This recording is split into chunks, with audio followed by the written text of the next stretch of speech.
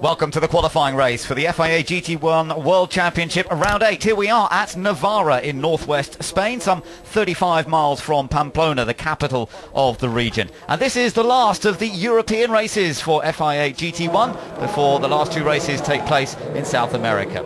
Let's take a look at the grid then. So lining up on pole is the Lamborghini of Zonta and Kekler, then the Maserati. Then we've got two Fords on the second row, the Martech car and the Mark VDS machine. Back on row 3 then, an Aston Martin and another Lamborghini. Watch out for the number 7 Aston, could be fast in the races. Then the first of the Nissans, followed by another Aston Martin, the Hexis car of Cliffy Piccioni. Then the Maserati of Ramos and Bernaldi, another one of Muller and Longin. But where is Bertolini and Bartels? Even further back, there's the Ford GT of Thomas Much. Then the Corvette, there's the number 1 Maserati, all the way back in 13th place. Alongside it, the Mark Basseng Lamborghini. Another Hexis Aston Martin, didn't qualify so well in 15th.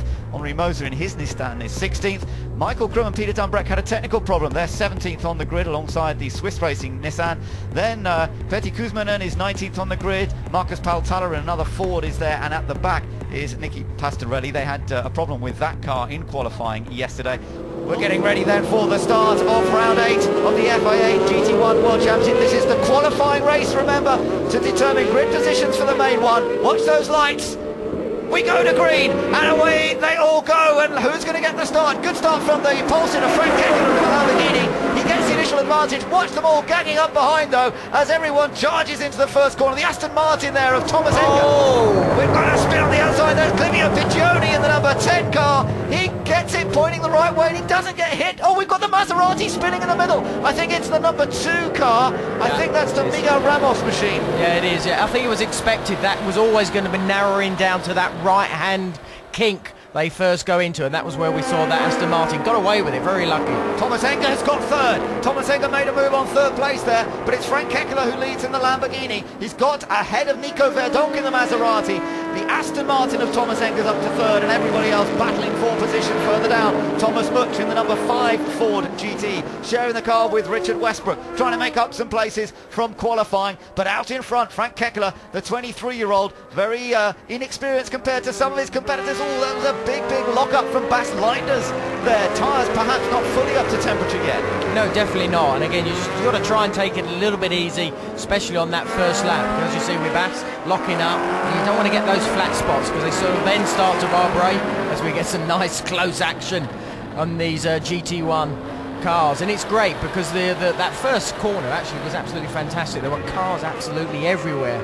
And now they're obviously settling down a little bit. We've got a lot of battles at the front and all the way down to the rear end of the field as well. Yeah, on board that Corvette, trying to make up some places. This Corvette, Mark Henrici, one of the championship contenders, important for him. Look how close he gets to the Alinkel Lamborghinis. They come onto the start-finish straight. The top 3 cars pull him away a little bit, but I tell you what, Thomas Enger in 3rd is beginning to put a pressure on 2nd place, so that one's going to be one to watch. It's Kekler leading, Verdonk in 2nd, Enger is in 3rd, Leinders is in 4th, Alex Muller is in 5th position, Nicholas Armindo in 6th in the Ford GT, leading this good group, but he runs wide there. Armindo, and he's made a mistake, and he's been passed as a result of it. He gets passed there. I think it was Christopher Haas who's made it through in the car he shares with Peter Cox. Oh, and he's still now battling to hold on to position here. Yeah, they're still fighting, and it's great because, of course, some cars are sort of responding to these sort of quite cool conditions we got at the moment, and some other cars are sort of getting up to speed probably after a couple of laps or so. We've got a door, the door's open as well. He's trying to close it, yeah. Yeah, what's he doing? He's trying to get the door flying open. That is incredibly important because he is a major championship contender. Looks like he's trying to get out of the car, but he's trying to shut the door if possible. Bas Leinders going through. What is going on with that number 5 Ford? Could be a disaster here. Right. Yeah, it seems to be close now. He did seem to obviously come unlatched. Let's take another look at the start from the Corvette's point of view. Now this should be interesting. There's the squeeze. Yep. Now, do we see? Look at this Maserati right ahead. This is going to spin wide. Oh, that's wide. There you go. There she's gone. Our camera was pushing it round. That's what that was all about. I think that was obviously where Michael was actually going wide. There is Piccioni, the one who's got damage on his Aston Martin. Behind him is the championship leading Maserati of Michael Bartels. And into the pits, the other Vitaphone Maserati. This was the car we saw spinning at turn 1, Johnny. Yeah, but they're actually... Oh, there's a bit of damage there, so obviously it's probably... I don't know if it's rubbing on that tyre or something, I'm not quite sure. But anyway, they're having a good check over. Oh no, I think there's a bit more damage on the tyre. Another Aston's off again.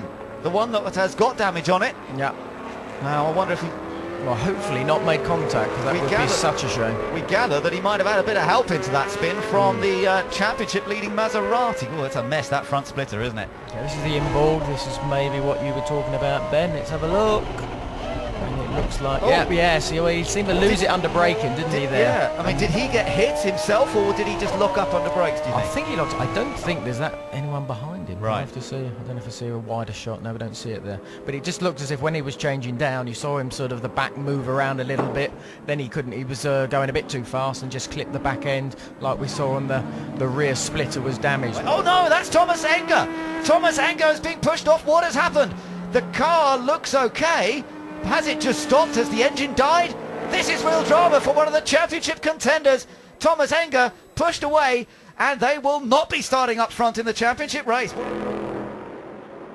And here, meanwhile, we've got a lovely battle going on for third position. Bas Linders in the number 40 Ford GT. He's got a Maserati and a Lamborghini breathing down his neck, and another Ford not too far behind in the hands of Nicholas Armindo, the other Martek car. Bas has got his mirrors full here, and actually there's a move down the inside, and the Maserati has managed to squeeze through. That was an excellent manoeuvre there, and that means that Alex Muller has gained that position into third. Thomas Enger, it matters so much. Let's hear from his teammate in pit lane, Darren Turner. Darren, such a disappointment for you. Can you update us on what's happened? It's something in the drivetrain. That's what Thomas has got on the radio and said. So until the car comes back, we won't really know if it's gearbox, prop shaft, or even drive shaft. But it's a shame because Thomas had a great opening lap, made up a few places, and looked like he had a good race pace. So if we'd continued in third and maybe got to second by the end of the race, would have made it interesting later on this afternoon. But I guess now it's get the car back, try and repair it, and get out for the next race. Thank you. That's all for those boys, because fourth place in the championship, they needed to go to the South American races with a really good run here to try and keep some pressure on those ahead, but it's not going to happen. Certainly in this race, it'll need a pretty stirring performance in race 2, but we know those guys are capable of it, so we'll have to wait and see what happens. Meanwhile, we are on board the number 3 car there, briefly, the Nissan. Could be a change going on here as Thomas Much comes under a bit more pressure again, and he's just been passed by Nicky Pastorelli in the number 38 car. That's Lamborghini started at the back, so Nicky's doing well here. So there's this little group fighting for fourth. Still that Lamborghini, the number 24 car, tucked in behind of Christopher Haas. There's Thomas Much being passed again. So he gets passed by Henri Moser in the Nissan. There's definitely troubles with that Ford GT. He's going to be dropping right to the back sliding here. There's a big slide there as well under braking. And I see the damage is on that left side, and maybe it's just really interfering with the aerodynamics, which is actually making it very difficult for him to actually get some proper speed out of it. On board the Corvette, by the way, here as they try and recover some of that lost ground. So whatever happened on the last lap or so, doesn't seem to be a mechanical problem because the car's running all right. Yeah, well, it looks okay from what we can see. He's closed onto the back. I think he's gone down the inside there of the Nissan. So again, his speed seems to be fine, but oh no, he didn't quite make it. But he's all over the back end of that.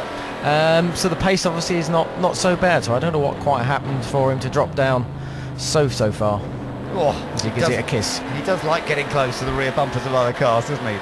It's a great camera position in the Corvette. He's chasing Max Nielsen in the second of the Swiss Racing Nissans. Top Nissan in this race still Warren Hughes, who's in 7th place. Meanwhile, the race is being led by Frank Kekela. His teammate is Ricardo Zonta. Let's hear from him. Ricardo, it's been a tough start for many of the brands, but Frank is certainly holding on to his position out there. Yeah, looks good. So far, so good.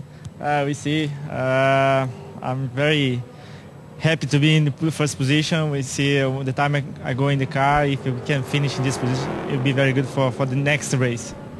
Thank you, Ricardo. And there's the Corvette making contact with the Nissan as he goes through and pushes his way past there, Johnny. Almost as good as you on those karts the other day. That was thank you, Ben. But that was a nice move. It was just very close. I think I'd class that was sort of a racing touch. Now then, what's going on here? We've got the Nissan and Warren Hughes making a move up the inside, I think. It's done.